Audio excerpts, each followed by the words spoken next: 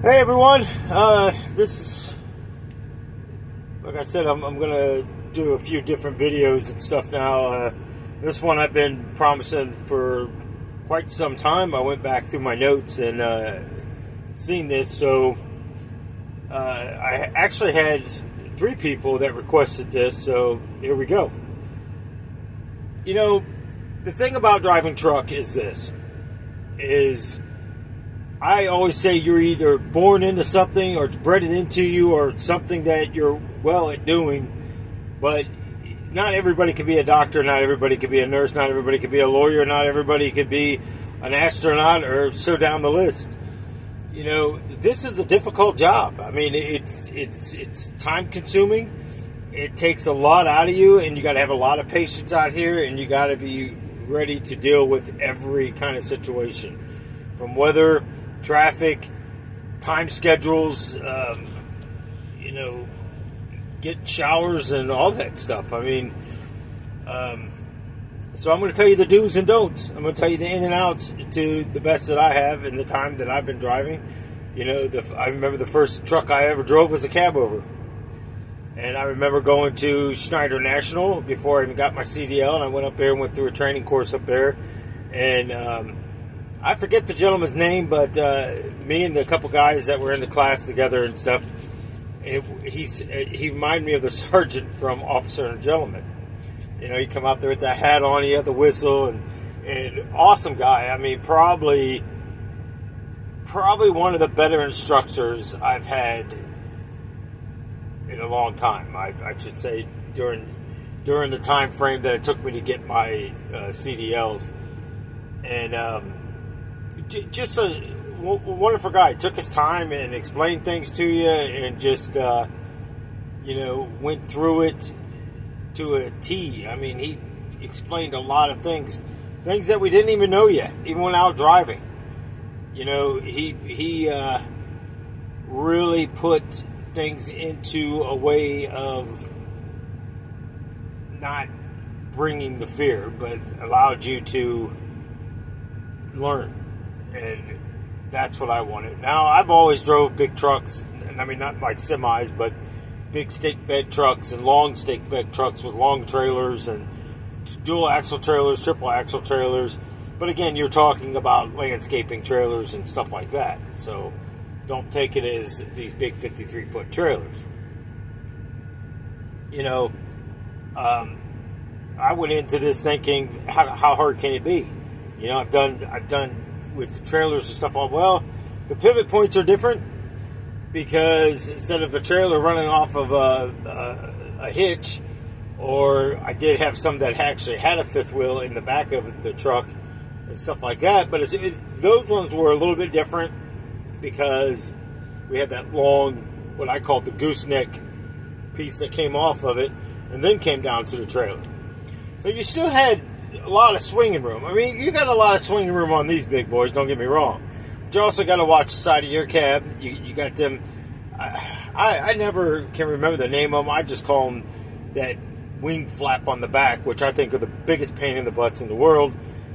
It supposedly is for fuel and miles and, you know, mileage and all this kind of stuff. I don't know. I just think it's a nuisance when you go to make a tight turn that sometimes you need to do, and you got to be very careful. But you also can learn over the years how to do it without ripping them off. Have I ever dented one? Yeah, I dented one once, but I had no choice. I either dent the thing, or I'm calling a tow truck to get me out of there. I'd rather dent it and deal with that than call a tow truck. But I got out of there. I didn't tear it up or nothing, but I did put a dent in it. When I took it in and showed them, they could care less. Matter of fact, the guy that examined the truck, he says, I don't even know what you're talking about. And I went out and showed him, and he says, are you serious? He goes, you're good, go. So I went up to the safety guy, and I showed him. Same thing. He said, no, relax. If they told you to go, go. And I said, no, just come and see it. You know, and that's one thing about it. You know, things are going to happen out here, and you're going to hit stuff. You're going to back into stuff. The object of it is not to do it. You're going to slide in the winter. The object is not to do it. You're in control. You're in control of what you feel is safe and what you is not. what you is not in control of.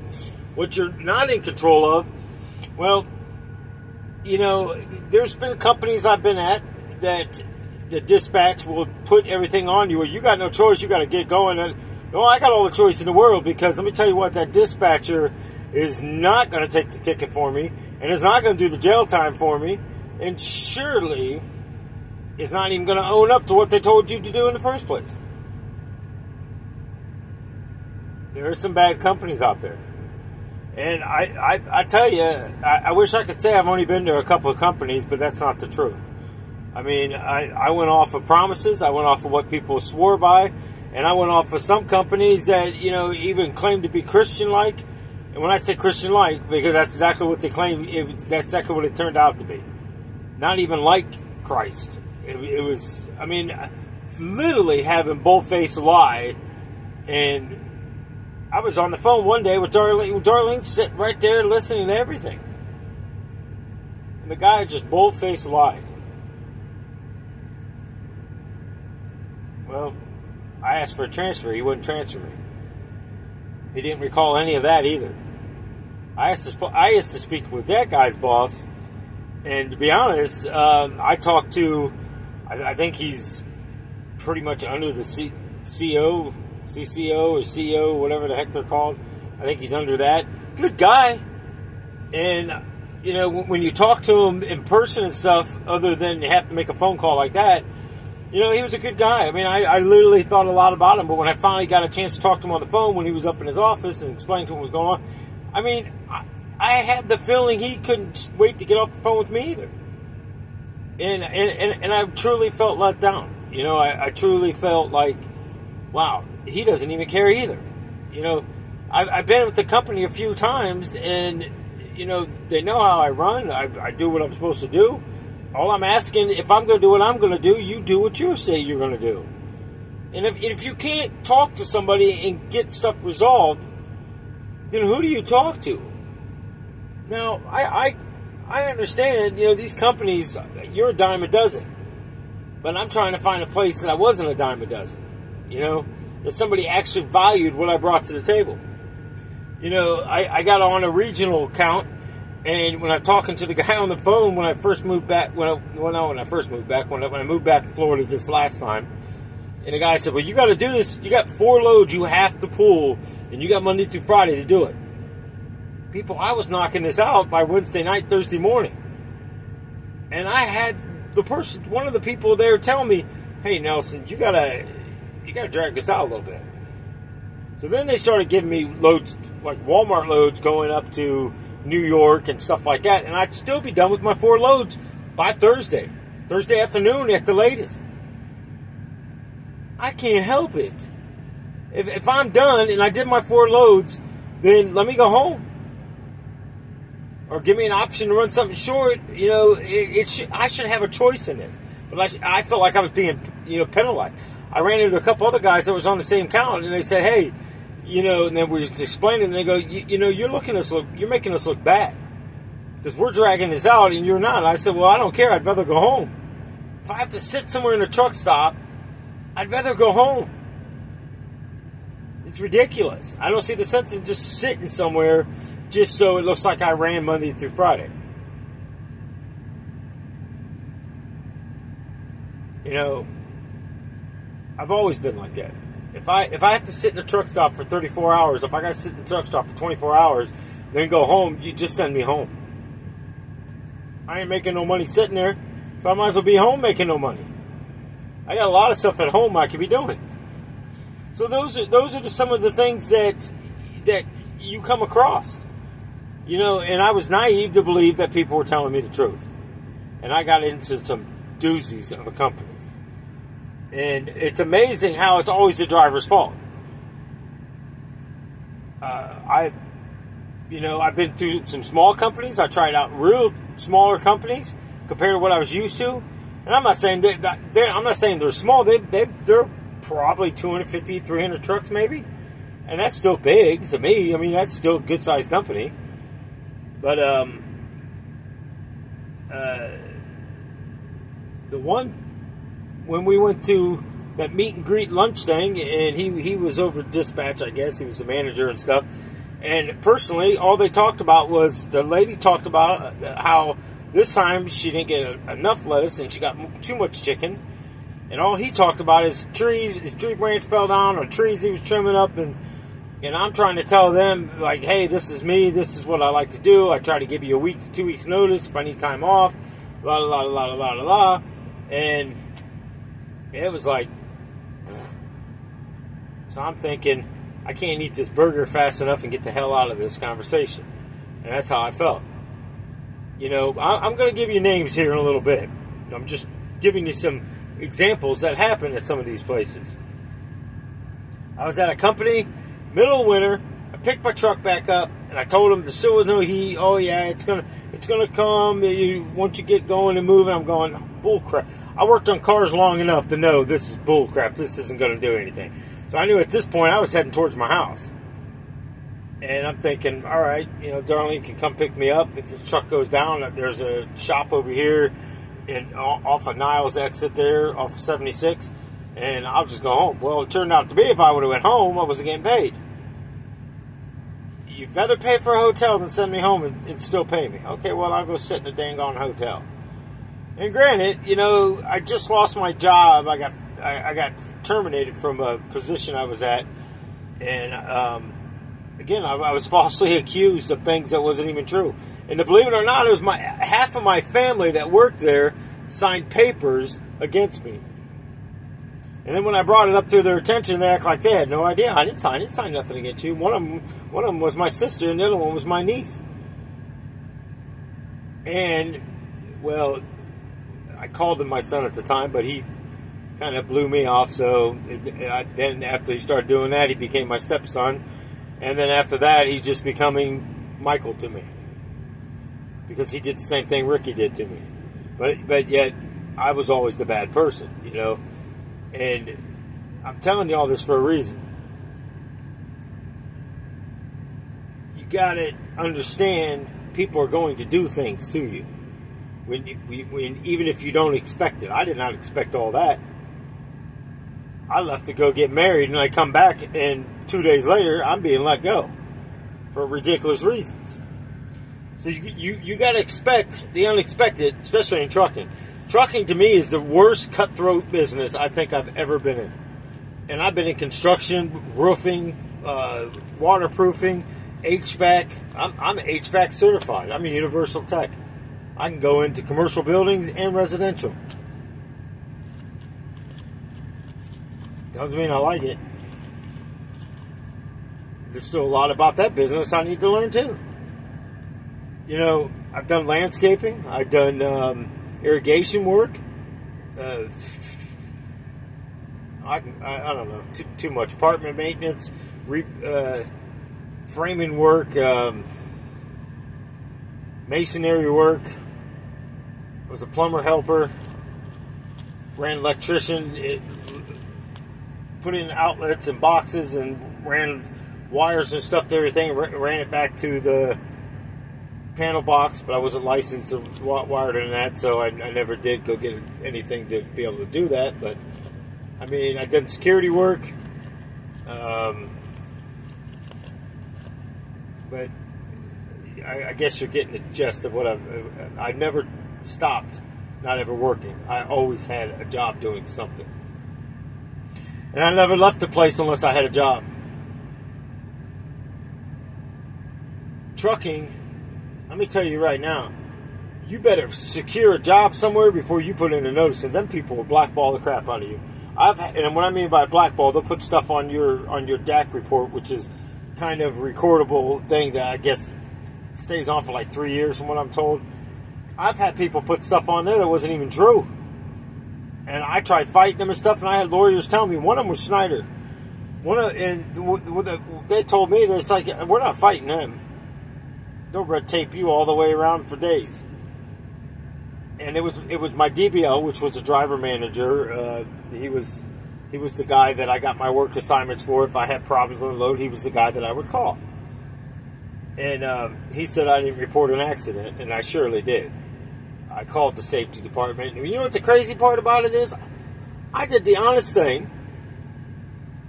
The guy that hit us, he was somehow trying to slide his tandems on a container, and he ripped it apart and twisted. The whole tires were like this, and it threw his trailer, offset of his trailer, like this. And I backed into a dock and I was chalking the wheels, and he came by and he hit the front of that truck. Now, I didn't damage the hood and the grill a little bit and popped the clip loose, so I had to get a bungee cord out and keep the grill from coming off. And I kept trying to get in to get it fixed or get it looked at and see what they could do about it, what they wanted to do about it, at least take the grill off, and that way it's recorded. But I also had to call safety, send in all kinds of pictures and all this, and they still allowed him to put I was unhireable because I didn't report an accident. So you're going to deal with stuff like that. That's why a lot of people won't put in a notice at driving truck. They'll just bounce out of the place and don't even care. My thing is, why does an employer get so upset if you don't put a 2 weeks notice in, but they don't give you a 2 weeks notice to find a job? They just fire you right on the spot. It kills me. You expect me to do it, but look how you will treat me in the end. And then they wonder why there's no loyalty. This business here is cutthroat. I'm telling you, it is cutthroat. But if you're young and you don't have kids and you're just starting out and you go through a good training process and get trained right, and you start out in a good company and start saving your money, and because you live in a truck. I mean, I got a microwave in here, I got a refrigerator in here, I could plug in a slow cooker in here if I wanted to, a coffee pot. This is pretty much my home. And I'm going to give you the examples of over the road driving. I enjoyed the over the road, which I drove the 48 states. Now, a lot of them could be a pain in the rump. And I mean, you're going into places that are tight and backing up, you're blindsiding, which means when we say blindsiding, you're backing from a view that you can't see. You got to get that trailer into a place where you're able then to see, to take back over with your vision of what you're seeing. Now, I know what some guys say, hey, if I got a window there, I'll open my curtains and I'll open up my window curtain on the bunk. Yeah, that helps. I've done that before. I helped, but I also stare at my fender mirror. I'll crank it out a little bit to where I can see a little bit more than what it is. But the most important thing of it is you got to get out of the truck and look. Get out of the truck and look. I still get out of the truck and look. I don't care what anybody thinks in a truck stop. I don't care if the guy's sitting behind me. Come on, rookie, screaming, yelling. I don't care, because at the end of the night, I'm the one paying for that accident. Me. Not only that, I don't want to hit somebody's truck that's taking him out of work, and then he's going to be out of work, and he's got to wait on another truck or whatever they're going to do. So it's a bad day for not just me, not just the other guy, but for the companies and everybody involved. The shippers, the people that are waiting on the merchandise. That's what goes through my head at every place that I go into. I think about the big picture, not just what I'm doing. Who's all at stake of this? They hired me to do a job. They hired me to move freight.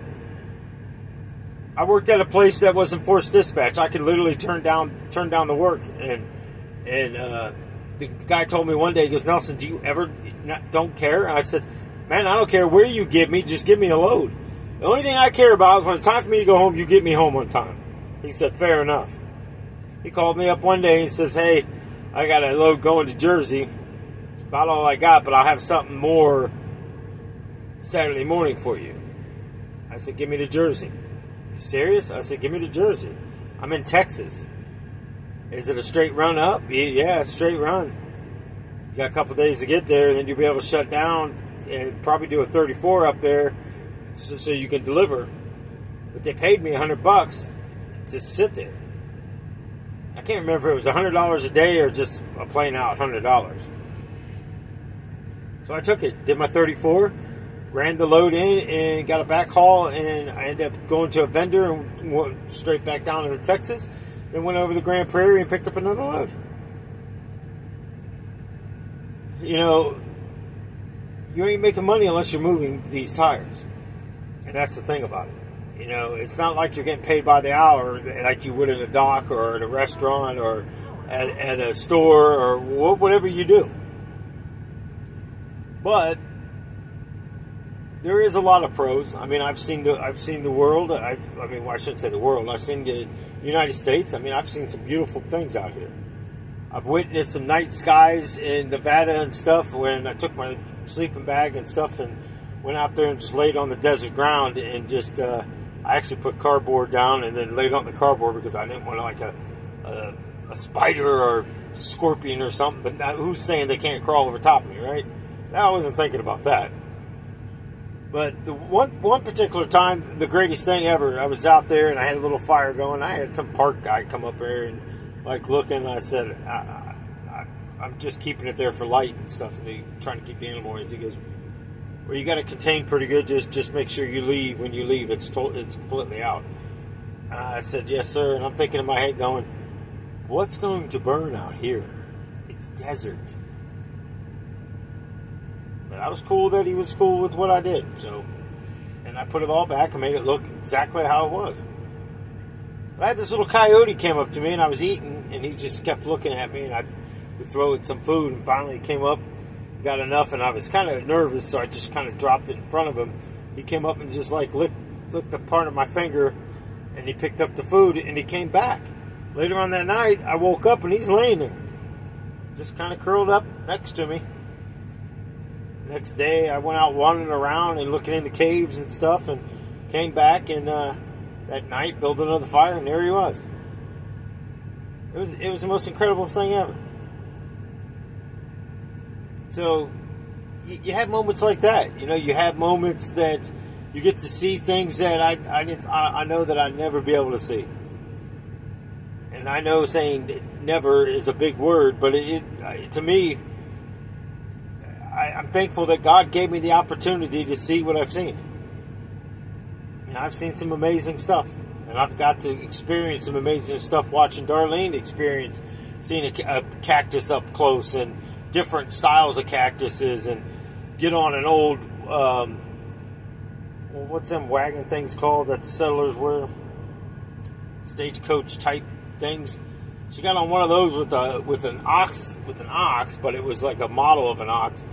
And she stepped up on that thing and crawled, and that thing's cranking and crackling. I'm like, there's no way I am crawling up on that thing.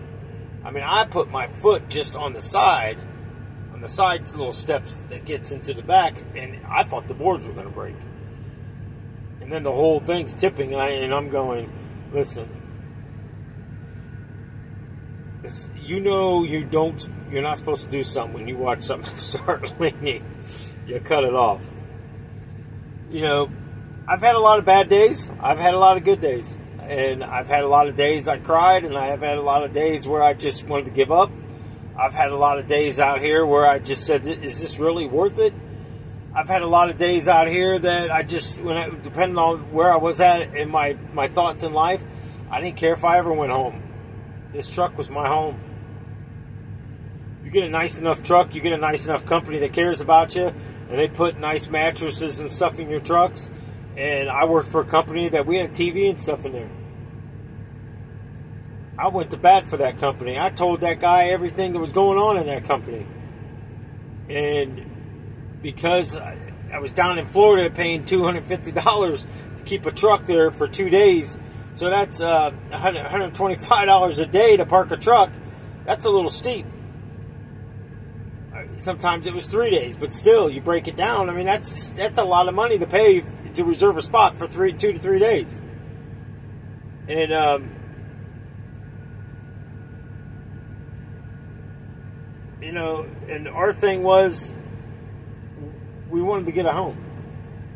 And I started off with the company at 50 cents a mile, and they dropped me down. I think it was like 42 cents a mile or something when I came back. I'm like, I was getting paid 50 cents a mile. You said you were hiring me back. And I couldn't think of the girl's name, but I think it was Nicole that hired me on. And I told him, I said, well, did somebody change the files? Did somebody take something out of the file? I mean, how do you not have proof that you're paying me that? It's got to be on payroll or something. You know, but I needed that money. I needed to show that I was at a certain point, a certain place in life, that I could afford this loan. And I didn't want to live in the place we were living at, that when we moved back up, that place was a nightmare. And I'm like, I got to do what I got to do. He told me to keep in touch. So when I got back up here, moved back up, reached out to him, and they blackballed me. Pretty much told me I couldn't come back. Oh, well. You know, I went through a lot of crap through that company. I put up with a lot of crap, not getting home when I was supposed to get home, you know, being lied to, and, you know, brought all this stuff up there. But then after that, I know a couple people that work there and told me, man, after you left, a lot of things changed. But if I'm such a liar and I wasn't telling the truth, then why is the very people that I brought all this attention to, why are they not there no more? Is it a coincidence they all left? And I thought a lot about the guy. I mean, I really did. I thought Nick was an awesome person. When you meet him and you talk to him, driver appreciation. I will say this. Nick, when it comes to driver appreciation, Nick really went out for his drivers. And that's why I was like working there. You was a somebody there. You know, Bob Johnson, wonderful guy. But he would seem to forget things too. And he said, Nelson, I never said that. Yes, you did, Bob. And it's funny because Columbus, I had the worst experience out of driving through terminals out of Columbus. Any Columbus terminal I ran out of, and I ran out of 3 different terminals in Columbus. Schneider National, Napa Transportation, and Crete. The only one that I say that was decent was Schneider. Napa? I had to keep getting on, and then finally they switched me down to the Virginia board. And I had a dispatcher there that wouldn't answer none of my stuff. He flat out told me. Hey, I don't even read them half the time. I just delete them so they're off my board. Well, thanks a lot, man. I needed help quite a few times.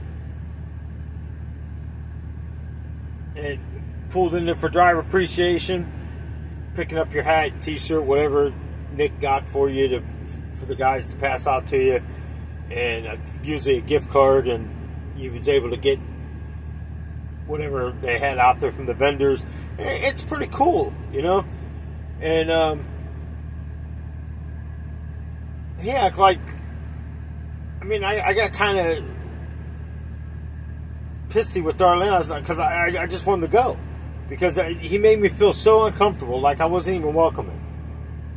And I'm like, you know, you just get to a point where you're just like, you know, those are the things that replay in my mind that I wish I would have never done. I wish I would just let her take her time and do whatever the heck she wanted to do, and not even care. Because honestly, it doesn't really matter. Because at the end, I was the problem. And, you know, and that stuff follows you around when these companies do that kind of stuff to you. You know, all I wanted was exactly what I was told. An orientation and what my driver's managers or DBLs or asset managers or whatever the heck they want to call themselves. You know, Creek Carrier, that's the one I was talking about, that the other terminal, that both of them face lied to me. And I asked for a transfer out of there, and the guy that ran the place there told me no. I had an automatic truck that kept locking me up in manual, and it locked me up in the middle of the road. I almost got creamed by 2 other trucks. And I'm filming this, and I didn't care if I had the phone in my hand or not. I'm videoing this so they could see exactly what I'm doing. When I got back in there to tell the shop manager, he goes, dude, I don't really care. I'm not working on the truck. I don't care. I don't want to see him. How do you know what it's doing then? I mean, I kept it to myself. I was pissed. I walked out of there. They gave me another truck. They put me in a day cab, and I'm still running the route that I'm running. So I got to go to a hotel every night, which, I mean, I didn't care, but it's the fact that I got to find a place. I got to pull off somewhere, find a place that I'm able to park a tractor trailer in, and they think there's nothing wrong with that. I mean, I'm thinking this is the stupidest thing I've ever seen. So what did I do? I ran up to Mechanicsburg. I knew where we used the hotel, which was right up the road. So what did I do? I took the trailer down to the terminal, dropped it off, drove up to the hotel, which was right up the road in New Kingsford there, or Mechanicsburg, whatever. Travel up there, got a room. I had to call in so they can get me the room, no matter what time it was. It could be 11 o'clock at night, 12 o'clock at night, whatever. I get the rooms, do my 10, drive back down to get my trailer, and go back up to York, PA. York, PA, I drive all the way back. I'd get to Columbus, I'd go to the Columbus yard, shut down, call the Uber, have them get me a room at the hotel that they use there. It was the best I could do. But I also lost a lot of driving time and a lot of hours doing it. They lost money too. Whether or not a big corporation like that ever sees that kind of stuff, but this is the stuff you're going to deal with. But yet, I asked to talk to the guy's boss and stuff because they both-faced lied to me. And when I was telling Drew what was going on, Drew was like the guy under Robert. He goes, "No, that's my part. You had to come and talk to me." I said, "No, he told me not to worry about it." He goes, he can't tell you that. Only I can tell you that. I'm like, what a freaking Mickey Mouse's situation is this? So then I asked Robert when I was on the phone with him, I said, well, let me talk to your boss. And I knew she's a reasonable woman. I've dealt with her plenty of times out of there. All of a sudden, she's not available. So he had another guy, and he was on the conference call me, and everything Robert's telling me, he's telling that guy, and that guy was rude. I almost cussed that guy out. I'm serious. Being a Christian, that guy was this close to me just ripping into him. Because I never in my life, one thing I won't take is sit there and listen to people disrespect me over and over and over. And everything, I said, do you really think I'd be sitting here at my house if this man didn't tell me that? I have a mortgage to pay. And he didn't want to hear it. Get everything in writing. This is where I'm going with this. Get everything in writing. Now, I know some of this might sound like a bunch of rambling on stuff, but you're going to get to know the company that you're at. Talk to other drivers. Talk to some of the veteran drivers. Talk to some of the guys that's been in there a while. And get to feel. Do your homework before. Go on Driver's Pulse. It's exactly what it's called, Driver's Pulse. It looks like a red circle in your apps, and it's got like that pulse thing going. Get on there, download that, and get on there and look at the jobs. Look at these companies like Schneider and Crete and Bar None and those type of places. I worked at Bar None. Didn't even look. And I told them flat out, you guys lie to me, I'm out of here. I'm not spending 30 days, 60 days, 90 days. They end up socking me for this penalty because I left before 60 days. What does that tell you? If a company's going to tell you, you got to sign a paper that you got to stay there for 60 days or 6 months, or you owe them money for this and this and that, it's a crap company. Run. Don't even go there. Because I've never in my life seen any decent company say, well, if you're not here 90 days, 60 days, 120 days or whatever, you're going to pay us for the hotel room, you're going to pay us for this and this and this, we're going to take it out of your check. You know why? Because they don't have to do that. Because for the most part, these companies are legit. I've never had Schneider do that. I never had Crete do that to me. And I never had Napa do that to me. And honestly, one company that I worked at had 6 months. And even though I didn't get a chance to sign the paper because the guy said, get your stuff, go out there, get your trucks loaded so we can get you on this load and get you going. Well, I grabbed my paper. I never signed my paper saying that I had to do 6 months. Well, it came down to it when they found out that I didn't have it. And at that point, I was already 4.5 months into the place. and crap miles. And every time you went in there, you had to pull your truck trailer into the shop, and they inspected everything. And then if you were taking the trailer with you, that was fine. You stayed hooked to it. If not, they'd tell you where to put it. If it was a load coming in, they'd tell you where to put it, or empty, where to put it. You knew where the empties and loaded trailers went, or they might have a different place for you to put it. They look at it. Well, I went in there to get some straps because I said, hey, I left my straps in that trailer. I need 2 replacement straps because I didn't want to pay for them, because you had to mark down everything that they gave you. You better have 2 straps in that truck, or you better have a trailer number. So I went in there, and that guy was like, I'm not going to replace them. I said, well, then you need to sign off on something showing that my straps are in there and you won't give me it. So I went to go get the paper. He goes, what are you doing? I said, I'm going out to get the paper so you can sign off on the paper that proves that the straps are in that trailer.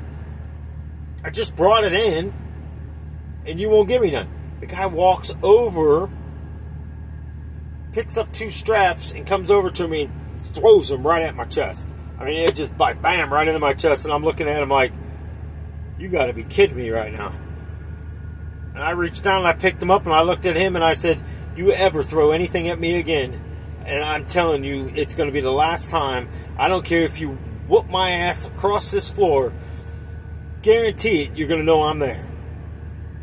And he looked at me and he kind of backed around the table, went into the office and told them that I threatened him. Luckily, there was cameras there, and the service manager went back and looked at the footage and seen what happened. The guy didn't get fired, didn't get disciplined, didn't get nothing. The only thing they told him, you can't do that to somebody. If he would have hit you, it would have been on you. They should have fired the guy. See, this is what I'm talking about. You know, and then you start losing respect. And I had a lady that was just becoming a dispatcher, and they left her alone, and she'd left me sit for half of my clock one day. I said, Olivia, I still got 6 hours left on my clock. Give me a load. She wouldn't give me a load till the next day. And then there was a load that was on-time pickup and on-time delivery. I'm thinking, Olivia, how do you want me to do this? I'm 4.5 hours away, and this load is going to take me 8 hours to get it there. 8, 9, 10, 11, 12, 13 hours at the most I'm going to need. I can only drive 11 hours. How in the world do you expect me to do this? Well, I don't know. You got to do it. So I was late, then they're yelling at me. I said, well, I told Olivia. Olivia said, no, he never told me. So this is stuff you're going to have to deal with, people. Men or women. I mean, this is the trucking industry. You got to get yourself into a good company. Now, what about some of these companies that said they'll pay for your CDL training? Now, okay, granted. Now, I always look at it is, some of them say, well, you give us a year contract, then you don't owe us anything. Then I've heard the ones that say that you're going to give us a year contract and we're only going to pay you 20 cents a mile or whatever the heck it is. And I'm thinking, that's a little steep, because that's like double dipping. I mean, they're charging you twice. You know, they're making you sign a contract and you're going to get paid this certain amount of money. Now, I'm not saying it's going to be top dollar. You know, like you'll get it some place. It might be 40 cents a mile. It might be 32, 36 cents. I've heard at some places, and you know, and they got to do a year contract. But that's better than some of these places. I've heard 12, 15 cents a mile. Plus, you got to do a year. No, that's a little steep. You know, but they were team driving and stuff like that, so they didn't get paid. They got paid off the truck. So that's a little bit better, and they also got paid twice a week. They got paid on Tuesdays and Thursdays. So that's a little bit better, I guess, but it still ain't good. So you got to do your homework even on that. You know, then you get a lot of companies now, if you go and get your CDL, they will train you, they will pay off your loan up to a certain amount. Most of them pay them off to up to like $6,000. So, okay, that's great. You'll get some of your money back. Now, there's some companies that, I don't care how much experience you have, they pay you a certain amount of money, it doesn't matter, and then you make so much per mile. like the company I'm at now, you know, I get paid $42 a night, or it's either $42 or $43 a night to sleep in a truck. So each night I'm in the truck, I'm getting paid that. I get paid stop-off pays, arrival pays, picking up trailers and all that kind of stuff, dropping hooks and live loads. And you get paid live loads and tension pay at other companies too. But I've never had anybody pay me to sleep in a truck. It blew my mind when they told me they were going to pay me 42 to 40, whatever it is, to sleep in a truck every night. It still kills me. I still can't even get the concept that they're going to pay me that. But I also make less per mile, but with all the other stops and everything that comes into the equation, it kind of works itself out. Now, a lot of times at these other companies, don't be surprised if you don't get to go home on the day you're supposed to get home on, because that happens. I've had it happen plenty of times. And, you know, when you're tired and you've been out there on the road for a while and you want to go home, you want to go home. When I worked at Schneider and I had Kevin as my DBL, that guy left me sit till 1, 2 o'clock without releasing me, even though I was already released. Which I think is kind of crappy, because I get to go home. But that not anybody else I had at Schneider didn't do that. When it was my time to go home and I pretty much ran my clock, they let me go home. They would just route me home, and I put my time in for when I was coming back, because one week I got 2 days off, the following week I got 3 days off, or I did 3 days and 2 days. Or, depending on, most dispatchers in there would let you take all 5. You could do it all the way down and get down to the last week and take all 5 days at once if you wanted to. They didn't care how you did it. You just got 5 days per month. My guy wouldn't let me do that. So, you know, that was my perks with, that was my disagreeing things with Schneider. I think everything should have been done the same. But for the most part, Schneider, at the time, they would give you free boots. Now I think you got to pay for them, which makes sense, because a lot of guys probably went in there and quit, and they were probably going through a lot of money in boots. But they're cheap. I mean, the boots aren't cheap, but they sell them to you cheap.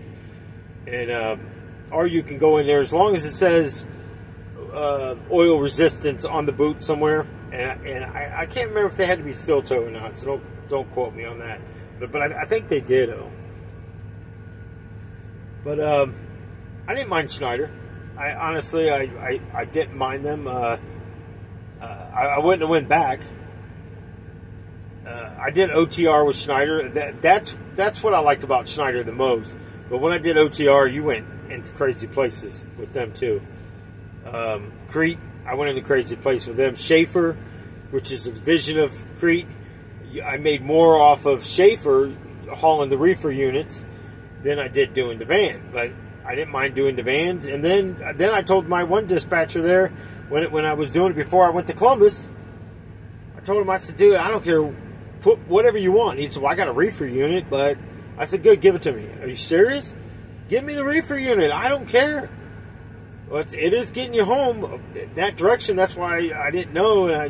So then he just started assigning loads to me. He didn't care if it was reefer or not. He'd just say, hey, is there a reefer there you can pick up? Yeah, grab it. Cool. I'm going to put you on a reefer load. That's awesome. See, that's how you make a good relationship with your driver manager or whoever. Here, I don't know how they dispatch and stuff here. I've never figured it out. You know, but I've ran into a few people here that I've ran into, like people at my other places that I was at. And I don't spend a lot of time in the driver's lounge. I don't spend a lot of time in there. One thing I liked about Schneider, most of their terminals, they had workout centers. You could go in there and work out, which was nice. And, you know, they have showers and stuff in it. Crete had showers, free washers and dryers where you can wash your clothes. Schneider had that. Warner had that for the most part, I believe. I think now if somebody told me now they make you pay to wash your clothes there. So I don't know how true that is. And then I heard that same thing about Schneider too. So I don't know. I don't know if that's true or not. Napa, I think the only one that really had a washer and dryer was at the Mechanicsburg one. But I don't know. Every time I went to go in there and try to wash clothes, nobody ever seemed to have a key for it. So I couldn't tell you. I couldn't even get in the door half the time. So I would stop when I'd stop somewhere. I'd make sure that it was like at a Love's or a Pilot, because you could go in there and wash your clothes, which are expensive, but you gotta have clean clothes, and that's what I liked about Crete, because I was able to wash my clothes. The company I'm at now, it's all uniforms, but I don't mind wearing uniforms. It gets kind of, I wish sometimes, like when it's hot, they'd give us a shirt, but like a t-shirt, but the shirts ain't all that bad. I mean, most of the time, it's hard to get out into places to walk, because I walked around one of the DCs, which is a distribution center, and the yard guy told me I wasn't allowed to walk around the yard, not even with the reflector vest on. It's too dangerous. So I'm like, well, how do you get any exercise in this stuff? It's so you got to pick and choose. That's why if I want to walk around somewhere, but the good thing about it is you get to stay at a lot of the stores and places on the outcome. You don't ever have to worry about parking, because you can park up one of their stores or something like that, which is really good. And because there's a lot of stress. I mean, you got to plan your trip to where you're going to stop. If you're running a 2-day load, you're gonna have to do 2 10-hour breaks on that load. You got to figure out where you're going to stop at, what time you're going to stop, what time you're going to get up and going, and all that stuff. How many fuel stops do you have? Are you going to stop for lunch? Are you going to bring stuff in your truck and make it and heat it up? And my thing is, anytime I did a 30-minute break, I made sure I was fueling and eating and doing what I had to do on those times. For the most part now, I eat pretty much when I stop somewhere, but for the most part, I'm moving and moving and moving and moving, because I fuel before I leave the DCs and I take off. It was funny because when people change the rules around a little bit, and you get an opportunity to go work for a company that everybody talks about. If you can get in there, it's the best of the best. And I honestly was intimidated when I even came here, and one of the trucks that I was taking my practice test in and stuff for to pass this course, there was an issue with it. The brakes. If you don't have the brakes set all the way, some trucks are designed. You open the door, the horn beeps, so you know that something's not pulled, or the brakes still on, or the brakes need set, or the truck's in its drive still, or reverse. You need to put it in neutral. I kept doing it. I was even counting to 10, and it didn't have my foot on the brake. I'd open the door up, and it started beeping. Well, the guy said something, and then it happened again. He goes, "That's your second warning," and I just smiled and kind of just like, you won't even give me a chance to explain, then I don't even care. And then he went in and got me rode up, and I'm thinking I'm going home. I fought like crazy to do what they wanted me to do to get into this company. And the funny thing is, one of the instructors that worked out of there, he went out there in the same truck, was showing us how to do this one where a lot of people were struggling, how to do it to get the angles and stuff in there. He opened the door, and sure enough, it started beeping on him, and I looked right at the guy, dead in his face, and looked right at him. Like, now what? You're going to go over and say something to him? And these are like driver trainers, and that kind of stuff like that. They're supposed to set an example, even showing us that, hey, no matter who it is, we're to go over there and correct them. I hardly ever see any of them going over and correcting anybody, unless they absolutely are with a higher up. Then they all of a sudden become Superman. And I'm sorry, but that's exactly how I look at it. And it's nothing I wouldn't tell the owner of the company. It's nothing I wouldn't tell the manager of the company, the safety people of the company. It's nothing I wouldn't tell any of them. I'm sure they already know it. I'm not saying there's anything wrong with it. I'm just saying this is the stuff that you got to understand when you're coming into a company. You got to relearn the company and grow with the company. got to be flexible. But they got to be flexible too.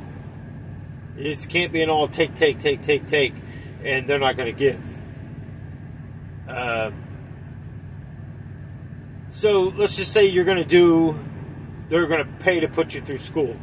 Now, I know there's a lot out there. You got Warner, you got CRST.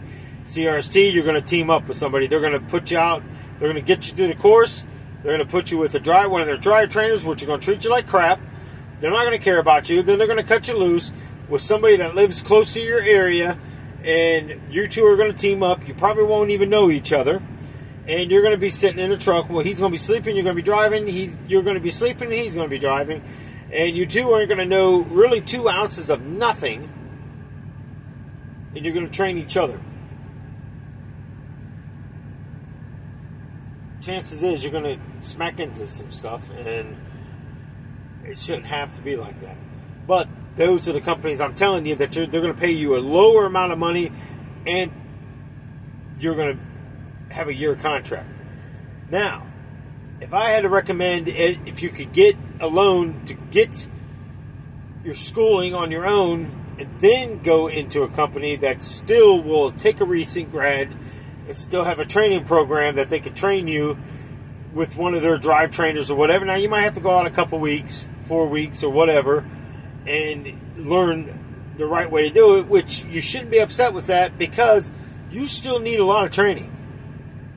And if you go to work at a company that doesn't offer that training, you might want to run.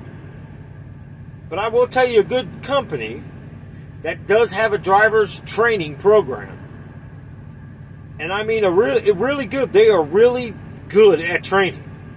And you do go out with a drive trainer, and you do learn a lot of stuff. Schneider National.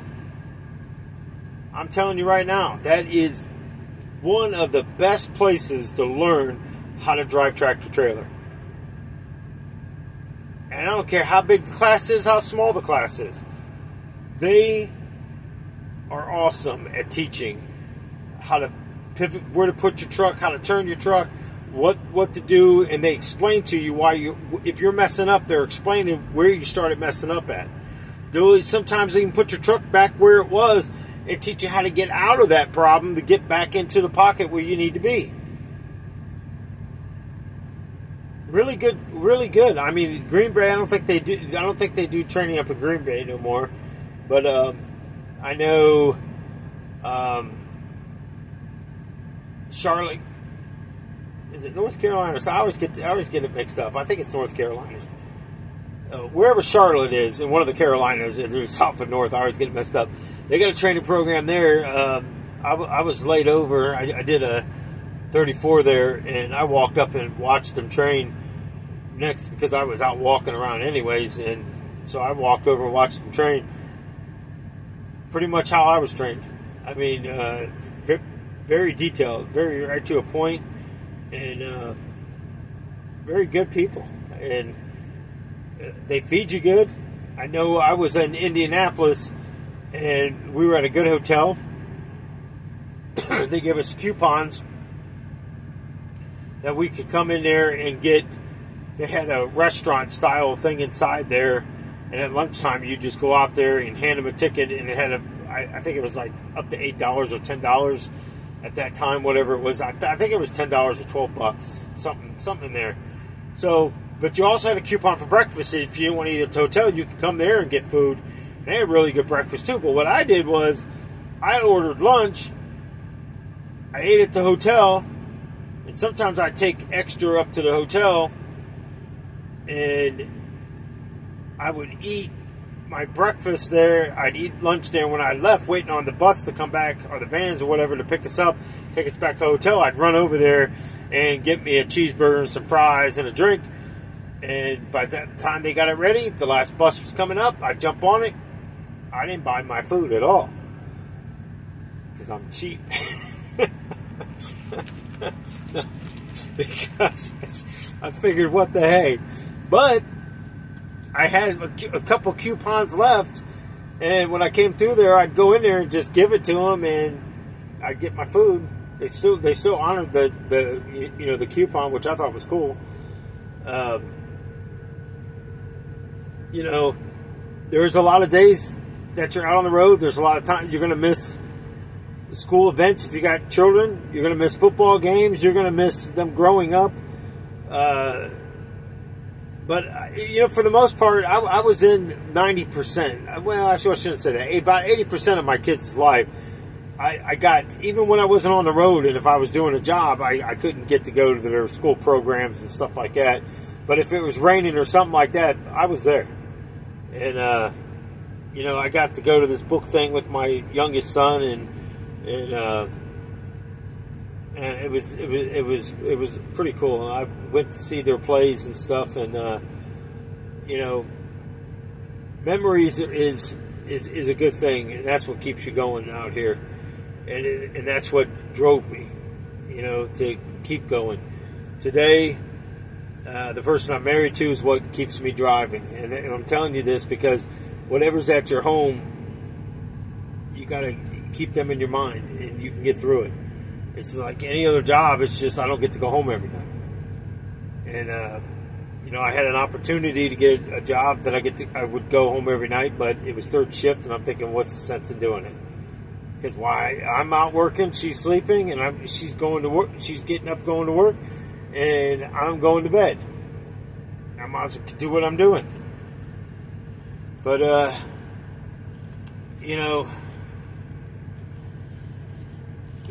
You got to pick what's good for you. You got to, if you're young and you're just getting into this field, I'd say bank up as much money as you can. Stay out of them truck stops. Go into a place where you can get some food and make sure if you got a microwave in there. If not, they do got plug-in coolers and stuff that you can get. I would say fill up, put some canned goods and stuff on your truck. Get some of those dinners and whatever.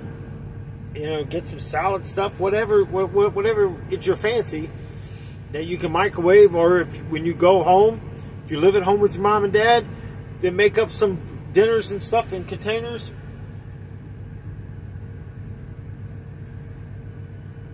I don't even know. But I do got this. See, well, it's covered up.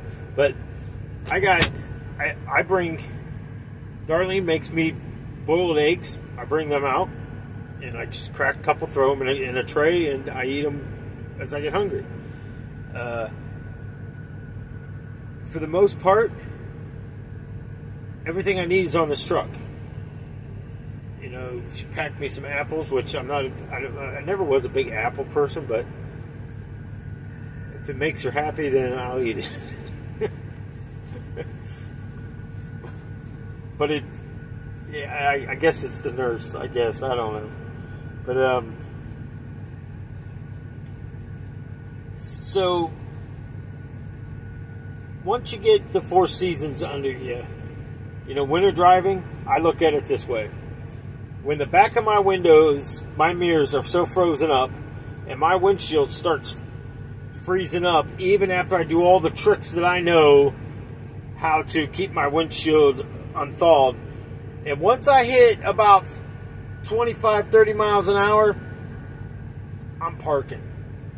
And I know a lot of guys will say, I won't even go that slow. For the most part, if I know the areas very well, and most of the parts, like when I run and stuff like that, like Pennsylvania, I know a lot of them back roads. I've been up and down them in the winter. I've been up and down them in the summer. I've been around them when there's been full ice. I mean, I got videos, because I used to have this one phone holder that sat upwards. It sat up so you could see out the windshield, and I could hit a camera button and it would record. And I recorded. I wasn't even. But they thought they closed the roads down. They didn't even know I was even still on the road. When I got to the end where the exit was, this cop and the highway crew and stuff, when I was pulling off, the cop and them come up there and said, "Where'd you come from?" And I told them where I got on at, and they said, "Are you kidding?" They said there was nobody on the road. They was getting ready to completely shut it down, and if I wouldn't have got off there when I did, if I wouldn't have made it to that stop, I would have got stuck out there. I could have died out there. Because that truck would have ran out of fuel, I'm out of heat. I mean, think about it. It don't take long for these trucks to get cold, and it sure don't take long for you to get hot in these trucks. That was one of my thing at Schneider. They didn't. I don't know if we had Opti-Air at that time, but a couple of the trucks, they had the EPUs, which are electric air units, or the APUs, which are the outside units that you see these boxes and stuff on the back of the trucks. You know, if you're gonna, there is no company, honestly, that Opti-Air is, to me, is a crock. That stuff hardly ever works right. And I think we had it at Schneider. Mine just wasn't working either. It wouldn't come on. I know we had it at Crete. All Crete's trucks are Opti-Idle, but I do believe they might have some APUs or EPUs on some of their trucks. I actually seen one the other day that was driving down, which I believe it was Crete, that I actually seen the unit on there, and I was shocked. The EPUs, basically, they just fit under the bunk, and you lose one of your toolbox. You lose the toolbox, but I mean, I don't see why they wouldn't. It just to me, because that Opti-Idle, good night. It's just not good. It's not good at all. But like I said, you know, you better come prepared. When I ran OTR, I had plenty of canned goods and stuff in there. Plenty of stuff. I carried candles. I carried lighters. I carried fire starter kits that I could start a fire.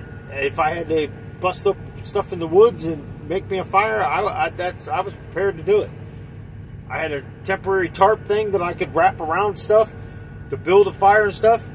The candle, I would do the same thing in there. If I had to build a thing inside there and put candles and light candles, I would have stayed warm. I always carried a first aid kit on my truck. Carried plenty of food, plenty of water. If I ran out of water and there's snow, hey, at least I can put snow in my mouth. As long as it's not different colored snow, would be all right, right? But that's survival. Now, I'm not saying that's what you're going to do out here.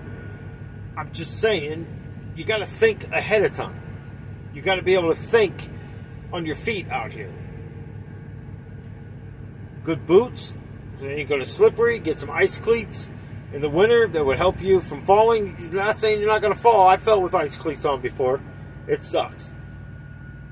It sucks even worse when your foot twists and that ice cleat, you come down on that ice cleat and it jams into the calf of your other leg. It sucks. But the last thing you want to do is slip off of that where the steps are on your truck and you got a cheese grater out there and that sucker opens you up. I've seen a guy it happened to, and it was the grossest thing I've ever seen in my life. I'm 52. As far back as I can remember, I've never seen anything more gruesome than that. I watched a guy get his leg cut open with a chainsaw, and I had to help hold his leg together and press it together. And you know, that guy still worked. I'm ready to throw up, and that dude, he's over. Never mind. But anyways, do your homework. Get on Driver Pulse. Start looking at these companies. Start talking to the companies. How much money they're going to pay you back. It could be all of it, or they pay up to a certain amount. Then try to find a thing into that part. Most cases, ask them, hey, if I get a government grant on this, are you still going to reimburse me? I don't think they will. Somebody said that they do. I don't know why I don't know why they would, to be honest, because you just got a government grant for that. Unless it's a school program that you got to pay back. They didn't say. They just said they got a free grant to go to truck driving school. They went and the government paid for it, and this company's paying them back. I don't know why they would. But then again, I'm not saying this is true. I'm just saying ask. Ask questions. Ask, how long is your orientation? How much do you get paid for orientation? Do you provide breakfast, lunch, and dinner? Is a hotel these days, you don't have to share hotel rooms. When I first went into it, I was sharing hotel rooms with some psycho people. I mean, I had one guy that would sit up half the night and literally had drumsticks, and he would rap on books and the walls, and I'm like, dude, will you stop? We got to go to school. Orientation, well, I called it school. I said, we got to be in class. in a few hours. I've had 2.5 hours sleep in here. Finally, you start asking to change rooms, and this is what you're going to deal with. But for the most part, you don't have to share rooms anymore. If you go to a company that says you're going to share a room, I would think about it before you went, because that's the sign of you're in trouble. Because honestly, these days, there is nobody should make you share a room, especially these days with anybody. Especially with my beliefs today and stuff. I mean, I got stuck in some room. I pulled out my Bible and started reading it one night, and the guy asked me if I didn't mind not doing that. And I said, well, I don't mind not doing that if you stop singing them stupid songs you're singing over there, and I don't want to hear the GD words and all that. So if we can agree on that, he cussed me out and left and come back and got his stuff, and I never knew where he went. Didn't really care. I just know I had the room for the rest of the time I was there by myself. Speak the name of Jesus and the evil shall flee. So, do your homework. Get on Driver's Pulse. Like I said, that people on there would be more than happy to explain the company to you. Call different times. Like, call Schneider. Call different training facilities of Schneider and have a bunch of questions. What are you going to go through? How many weeks, if you're a new grad and you come with your CDLs, how many weeks are you going to have to be out with a drive trainer? Do they require you to have your physical and stuff? Schneider, I say no, because Schneider's going to make you go through their testing and stuff as it is, the fit test, which basically you're going to push weights, pull weights, and you're going to have to crawl up this tight line and go across this tight line and swing across this thing and then grab another rope and then hook to that rope and then tie off on it and then swing across to this other pole and slide down with this weight on your back. Then you got to do jumping jacks and sit-ups. I'm just kidding. But you do have to do a fit test. But, I mean, some of you are probably going, my God, are you serious? I would never do that. Right, but no, there is a fit test you got to do, and it's basically you got to bend and go underneath this platform, which represents that you're going underneath of a trailer and pulling. Are you able to pull a fifth wheel release and stuff like that? These days, most of them are automatic release anyway. So, but it's still good to know how to do this. It's good to learn. If you get a good enough trainer to learn, hey, we got chains on there, and it's a nice sunny day. Do you know how to put chains on a tire? Do you mind showing me? I offered to show a guy, and he told me to go get bent. And then I ran into him. I was at a chain bank, at a chain location. I'm chaining up, and he's pulling up. He goes, Nelson, I don't know how to chain. Will you help me? I said, no, I got to go. That guy over there is going like this because you see this hill? Them trucks come out of control down that hill. I'm in their way. I didn't help him. I said, I offered to help you. You wouldn't take my help. Now, if we would have been somewhere else, I would have helped him. Being there, I did feel bad later on, but I didn't feel bad. I believe I made the best decision because I don't want to be crushed by a semi coming around that corner. I mean, it was scary enough putting the chains on the dang on tires, watching them come around that corner. Do your homework, though. I mean, if you're going to a company paid training, I recommend Schneider. I truly do. I mean, I can't speak enough about how great their training is and how detailed their training is and how patient and stuff they are. I don't know if they got one in Georgia or not, but I do know in whatever Carolinas it is.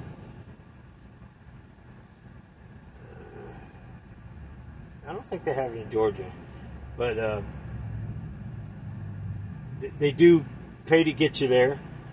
Now I will say something happened with me that I had to pay a taxi cab ride over to the terminal because the hotel didn't have me registered to come there, and I literally had to sleep at that terminal.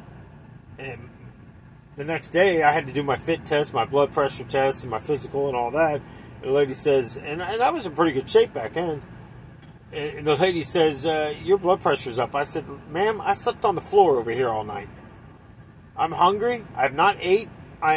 What do you want from me? I mean, I'm stressed out. I've just spent 18 and a half hours on a bus getting here. And then I had to sleep on the floor. So you tell me. She just looked at me. And I said, and here's my physical anyways. I just passed one before I came here. So she looked at that, looked at me, and she goes, okay, can you touch your toes? Can you do this? They did my eye check and all that kind of stuff. And she signed off on another 2-year for me, and I went about my day. I don't understand why in the world.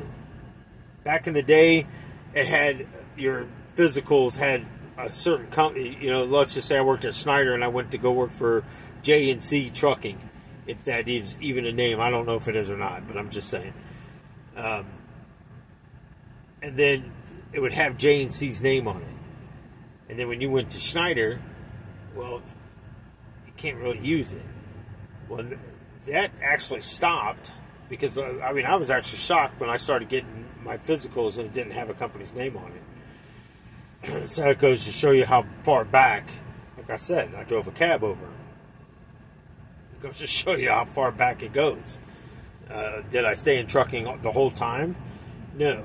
I had to get off the road taking care of my kids and stuff like that too. So, you know, life is what it is. It's how you react. You know, there's a lot of tired days out here. This job's going to beat you down at times, and then there's times that it's going to be time for you to go home, and you're going to just be, wow, man, it felt like my time just started, and you want to keep going and going and going and going. But for the most part, it's not bad if you can learn to live out of your truck. And I mean, I got a place to put TV and stuff in here. I don't recommend it. I don't recommend you hooking up a TV in your trucks.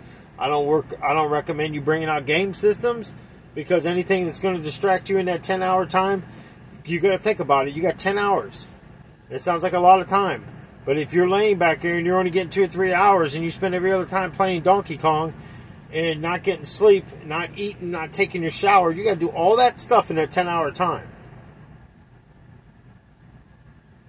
It goes by quick, especially if you're on the phone with loved ones. You're talking to your mom, your dad, your sister, your cousin, your girl, your kids, your dog, your fish, your chickmunks. I don't care what it is. You got to understand that time frame. All that comes out of your 10 hours. You least, I would say minimum 7 hours. Seriously. Especially in the winter. In summer, anytime. Fatigue is one of those things. It keeps building up. It'll kill you. You'll fall asleep at that wheel, and if it doesn't kill you, it'll kill you inside and mentally, because you're going to sit in prison. And let's just face it, we don't want to go to prison. So,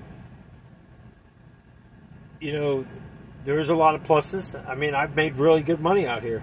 You know, we were able just to buy a car cash, but we saved for it. You know, we got a home. You know, bought another car cash, paid it out and stuff. I mean, there's a lot of pluses to this business. It's a hard business, but if you make it work for you and not you work for it, you're going to do good out here.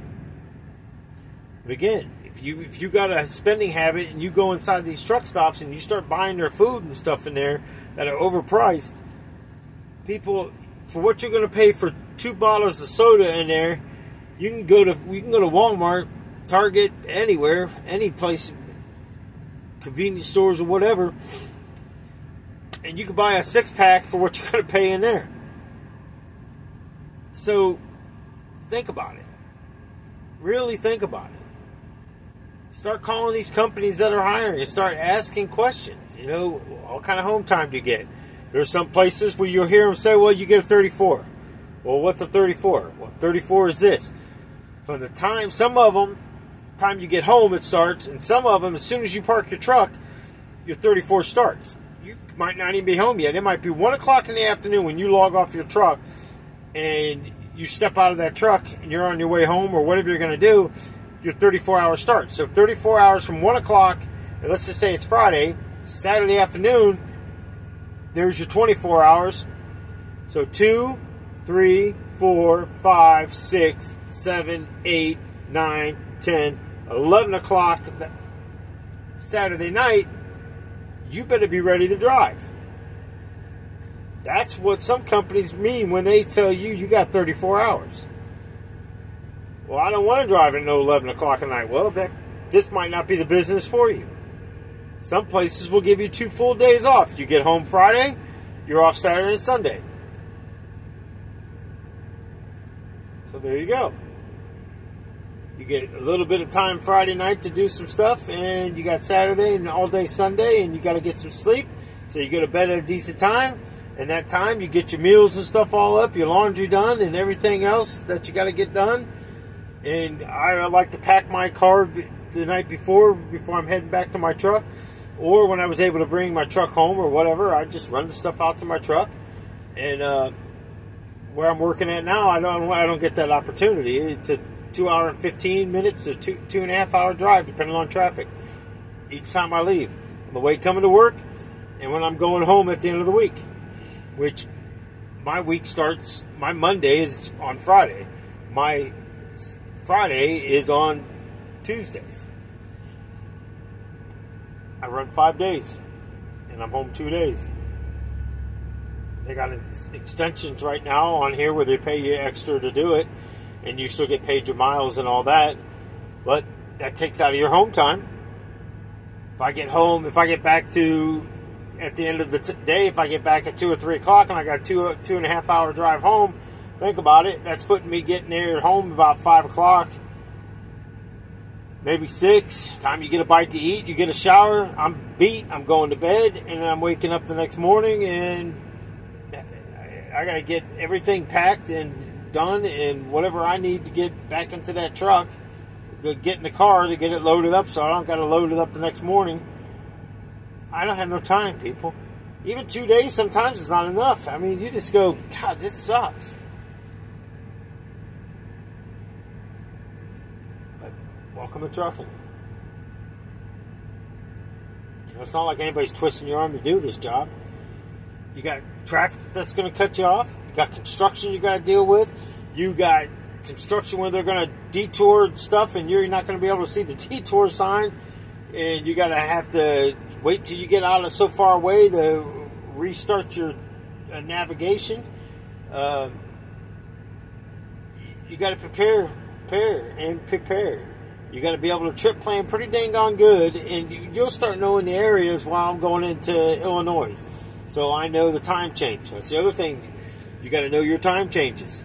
Because if you're in the eastern states and you're picking up, say, Ohio, and you got to deliver in, let's just say Nevada. Well, you got 2 hour difference. Because the time change. You got your central, then you got mountain time. If you're going all the way across California, then you got Pacific time. So now you're 3 hours behind. So now you got to jolt your clock back because you're ahead of them. Then when you're coming back, you got to spring your clock forward 3 hours, depending on where you're delivering to. You got to trip plan all that in. Like I said, you got to know where you're going to stop. And let's just say it's a 2.5 day trip. So you got to plan your stops, your fuel. Most of the companies tell you where they want you to fuel. Most of them on your navigation stuff, you just push a button and it'll take you straight to that place. I know Schneider does, and I know Crete's set up that way, which made it nice. I just pushed a button and I went straight to it, got my fuel, got out. Sometimes I didn't have to. I could bypass it and keep going because I didn't need fuel.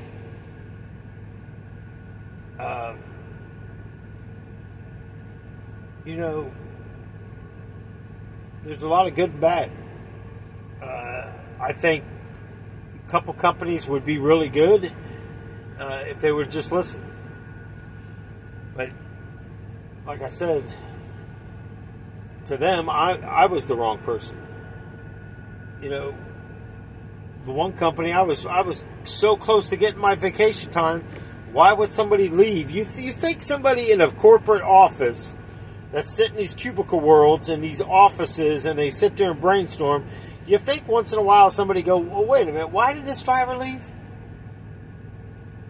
Is he that big of a problem? Well, you know, we hired him back, and what's the problem?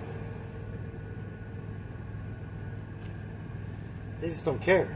That's exactly how I look at it. You're just a number. And you got to get used to that sometimes. Sometimes you're just going to be a number in places. And some of these smaller companies, like I said, I had no good experiences at them. There was a company I went to that, honestly, if I didn't make it here, I was probably going back. I got out of there because there were some issues, and not with the company, with myself. And I had to take care of some stuff. And real good company. That I mean, they treated you really nice and work with you. And I mean, honestly, I had to be out 2 weeks there. But for the most part, I probably would have went back there and actually drove for them. But I'm here. I'm actually coming up on my year in October here where I'm at, and which is Walmart. And you know, their training thing that I had to go to Seymour, Indiana, and basically do a full pre-trip. You had 30 minutes. You had to back a trailer up. I had 20 minutes to do that, and then you did a drive test. But I don't think there was a time limit on the drive test that I know of. But, you know, I'm used to doing a pre-trip. I mean, I'm popping the hood. I'm naming castle nuts and cotter pins and all this, and the guy's looking at me and goes, dude, you only got 30 minutes. I didn't say nothing, but I did afterwards when when I got to Grove City, and I remember telling a guy going, how do you put a time limit on a pre-trip? You know, sometimes I start my pre-trip and I get in the truck and it's 45 minutes later. Sometimes it's 50 minutes later. But sometimes if I'm thinking, hey, did that look right? And I'll jump back out and I'll go back there and look at it. And then the back end, they give you 20 minutes. Well, if you can't back up, and then, I mean, the one guy out there was a really, pardon my French, but a smart ass.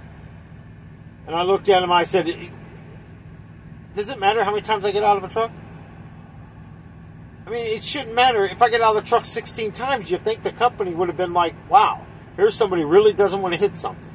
But instead, they make you so bloody freaking nervous, you just screw up. The last guy I had that did the back end here at Walmart with me, he said something and I know he was from Tennessee. Awesome guy. He says, listen, just do you. Go out there and show me what you can do.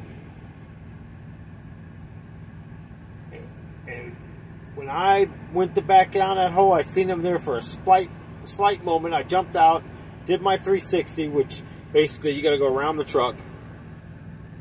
Look at the spot. When I seen him there, I didn't see no clipboard, and then I didn't see him. Like he disappeared. And I just backed that sucker down in there, and I remember what the guy said on day one when we went out there and looked at the courses and stuff before we did it the next day.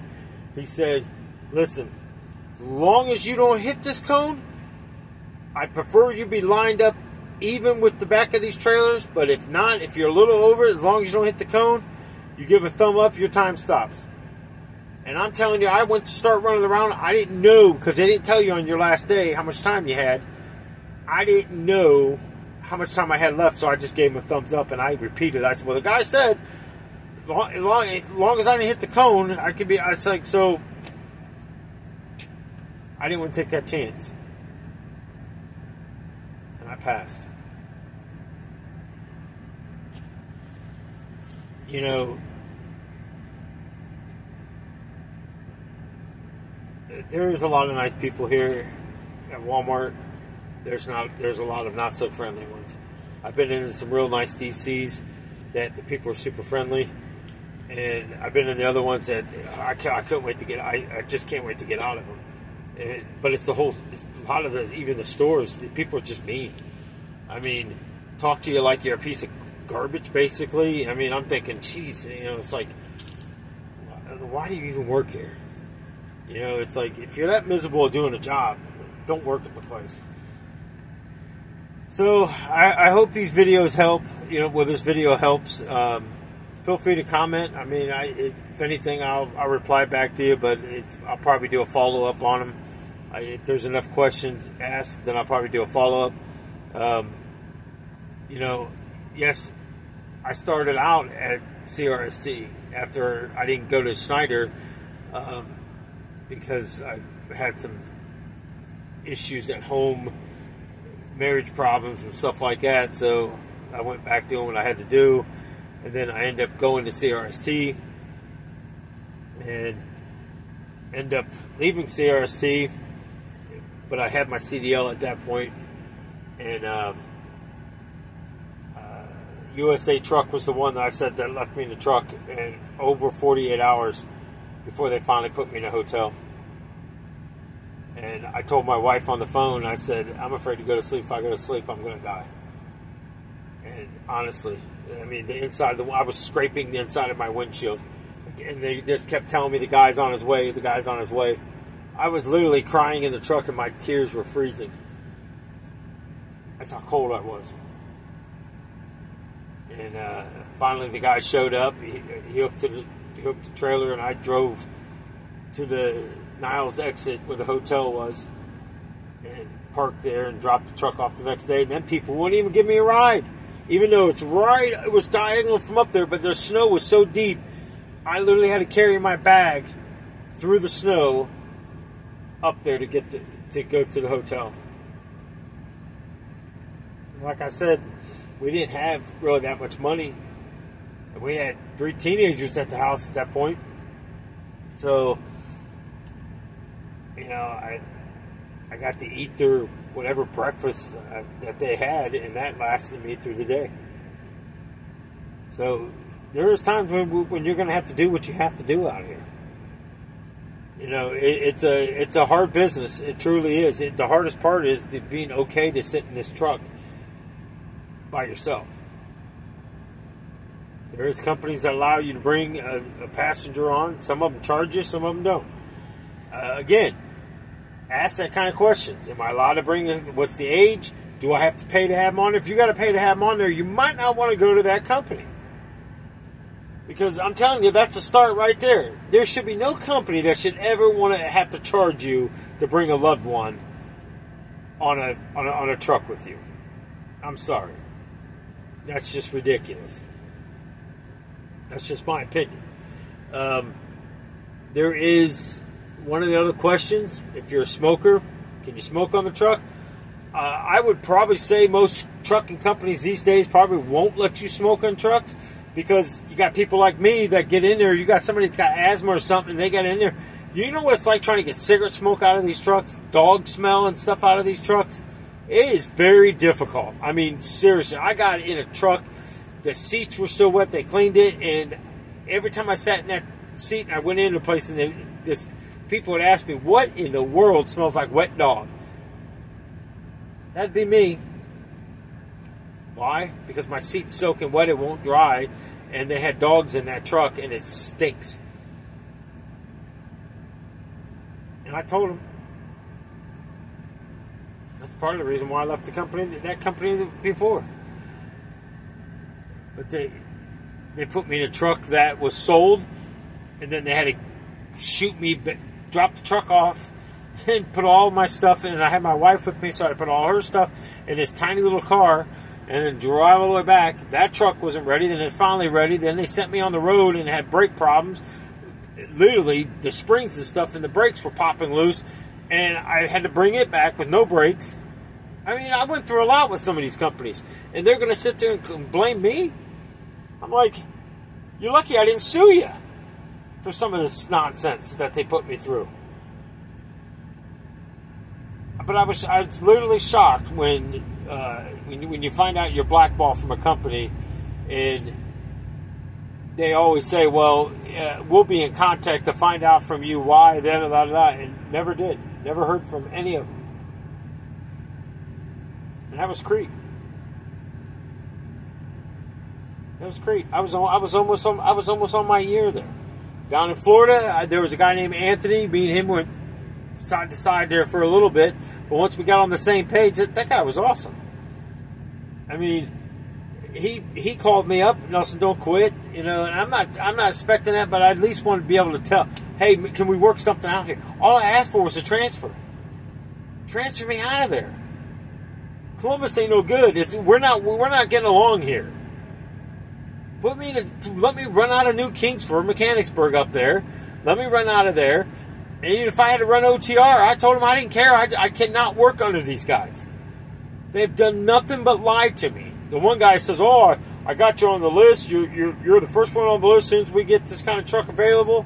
And I appreciate it. Then when I called him up and I said, "Hey, we got one here. Oh, I got 2 other guys on the list ahead of you." What do you mean? Yeah, that's not what you told me. You told me. And then when I'm talking to the manager, the main manager, he says there is no list. He lied to you. And then when I brought that up, he denies that. See what I'm saying? Where's the problem? The problem does not lie with me. It lies with the liars that sits in your offices.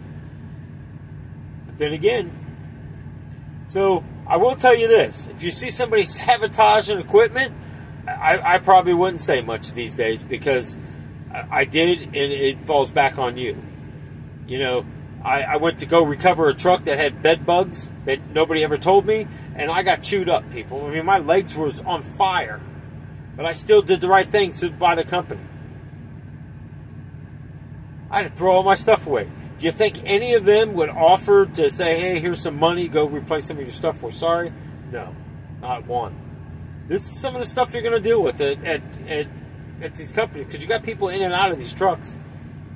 So you really got to go in there and look at your truck. When you're doing a truck checkout, go in there and really look around your trucks. Now, not all companies are like that. Not all things have bed bugs. So don't get that in your head and go, "Oh, I don't want to go out there." You know, trucking has changed a lot over the years.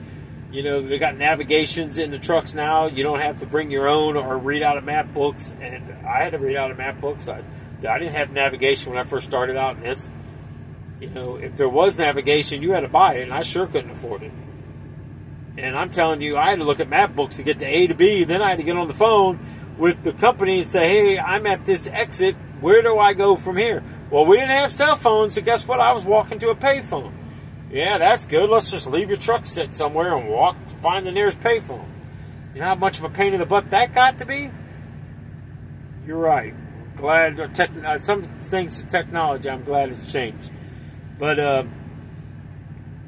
I worked for two of the smaller companies I worked for was Pole and Dick Levy. Somehow I still swear them two companies are related somehow. They both got their companies inside of a cornfield, and they both run their companies the same exact way. And that's the one I was telling you, the guy didn't give me a chance, didn't care. Now, the people in the office were super nice. Them ladies were awesome at Pole. Really awesome people. Dick Levy, the guy I had there that did the orientation, I don't know. Guy was something. And but either way, hopefully this video helps.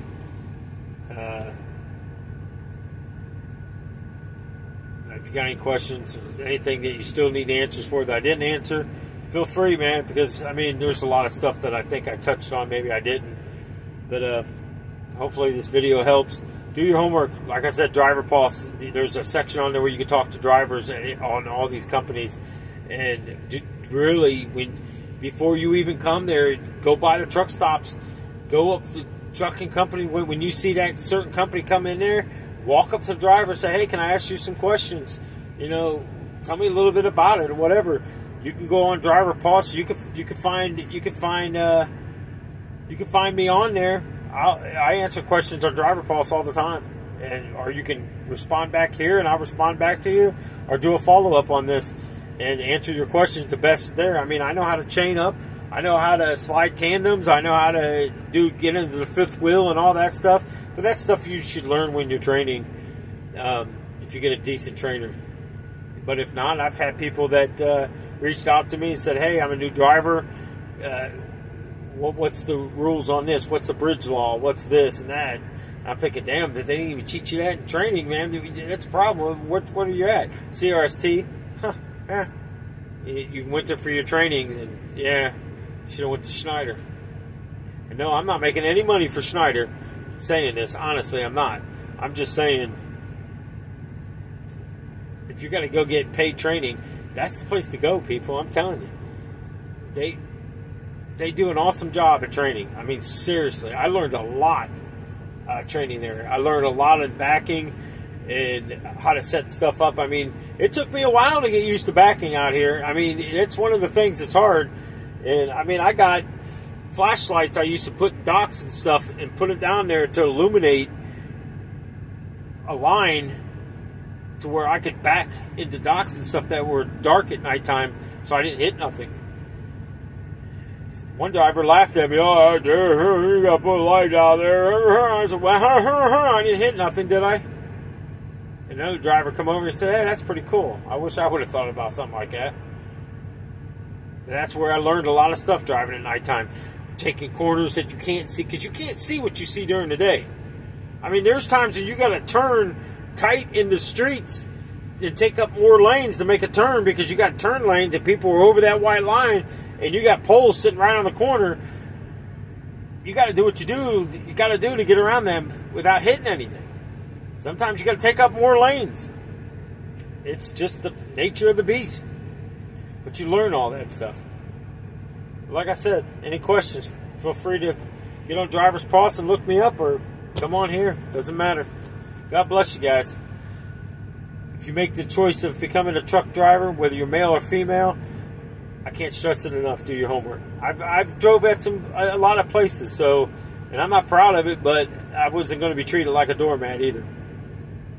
So if you got questions and I work there, hit me up.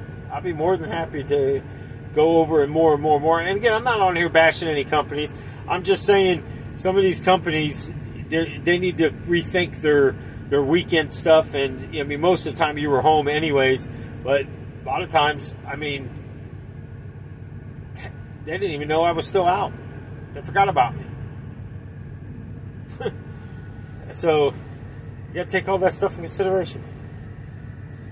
Holiday times, you might not make it home. So you got to keep that in consideration. But if you plan it right out here, like I said, most trucks these days, most companies got refrigerators, place to put a microwave. I got my own microwave. I bring it with me. But I do have a refrigerator, and that's the company provides that. I do got a TV mount, but I don't have no TV. None at all. I got a little place to put a cabinet. Now, if I was allowed, I mean, you can see what you can see. This is the top bunk right here. This thing folds down. It's the top bunk. But as far as I know, the Walmart doesn't want you doing videos inside their trucks and showing inside the truck. I mean, you really can't see anything. That's one of the reasons why I'm staying in this spot. But I don't see why. I mean, it's basically a standard truck. I mean, this truck is set up just like any other truck. Honestly, I could show you the inside of this truck and other pictures that I have of other trucks I was in and put them all lined up and tell you, okay, which one was Crete, which one was Napa, which one was Walmart. You wouldn't be able to pick it. You wouldn't be able to pick it because there's nothing in here that says which company that I'm driving for. But that's their policies. That's so I respect what they say, and as a Christian, I'm supposed to do what they ask me to do, as long as it don't interfere with what God expects me to do. So God bless you guys. Until the next one.